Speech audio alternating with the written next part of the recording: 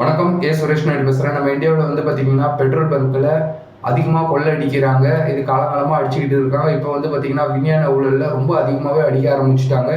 நம்மள நிறைய பேர் அறிவாளி அப்படின்னு நினச்சிக்கிட்டு ₹102 போடு, ₹110 போடு, நம்மளா ஒரு ரேட்டு ஃபிக்ஸ் பண்ணிட்டு இந்த ரேட்டில் போட்டால் கொள்ளை அடிக்க மாட்டான் அப்படி இப்படின்னு நினச்சிக்கிட்டு இருக்கோம். எந்த ரேட்டில் போட்டாலும் கொள்ளை அடிக்கிறது நிச்சயமாக அடிச்சே தீருவாங்க.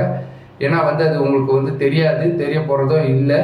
ஏன்னா இது வந்து அங்கே வேலை செய்கிறவனுக்கு தெரியாது, முதலாளிக்கு மட்டும்தான் தெரியும். அந்த பங்க் முதலாளிகளுக்கு மட்டும்தான்.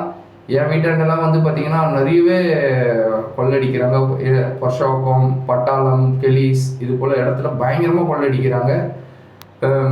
முந்தின நேற்று வந்து பார்த்தீங்கன்னா என் வண்டிக்கு பெட்ரோல் போட்டேன்.